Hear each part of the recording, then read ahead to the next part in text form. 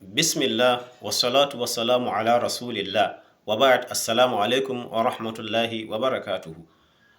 A bidiyon da ya gabata na yi tambaya na ce menene tajwidi. Insha Allah a cikin wannan bidiyon zan yi bayani na ma'anar tajwidi a lughatan wa istilahan. Ma'ana ga lugar larabci ko kuma in ce a harshen larabci da kuma wastilahan a bayanin malamai ko kuma in ce a ilmance in an kace tajwidi me aka nuhi. A tajwidi lughatan ma'anar tajwidi a harshen larabci ko in ce ga lugar larabci huwa al-ityanu bil jayyid ko kuma ka ce al-ityanu bil jayyid shine zuwa da abu mai kyawu. Misali, an zo ana yin rubutu, kila kana da ɗalibi guda biyu. Wannan ɗalibin na farko ya je ya tsara rubutun shi ya yi kyawu, shi kuma na biyun sai ji ya jagwalgwalo ko kuma ya jaga-jaga. To a harshen larabci wancan na farkon da ya tsara rubutun shi ya yi kyawu shi ya yi tajwidi. Wannan shine ma'anar tajwidi a takaice ga harshen larabci.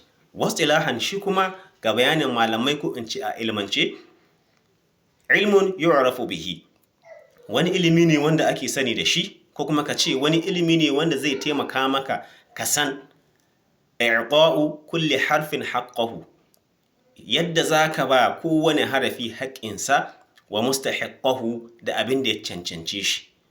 Min sifati na siffofi wal madudi da maddodi wa ghairi dhalika da wani abu wanda ba wannan ba.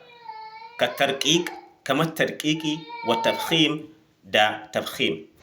Ma'ana huruful hija'i alif zuwa ya kowanensu akwai wasu halaye daga gare shi, akwai wasu siffofi daga gare shi.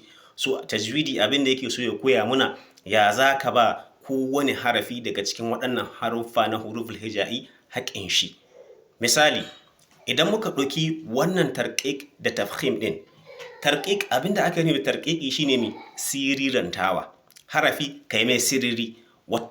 Tafkhim shi kuma ana nuhin harafi ka yi mai kauri. Misali, bari mu ɗauki wani harafi guda daga cikin huruful hija'i wanda yana da wannan siffofin guda biyu, a tarqiq wa tafkhim, ma'ana sirrintawa da kuma kaurarawa. Misali, bari mu ɗauki harafin ra. Ra tana da waɗannan siffofi guda biyu. Misali, in muka ce ra'un fataha ra, kun gami mun yi mata kauri. In muka ce ra'un kasara ri, kun ga mun yi mata siriri. To wancan kaurin shine mi tafkhim, shi kuma wannan siriri din shine mi tarqiq.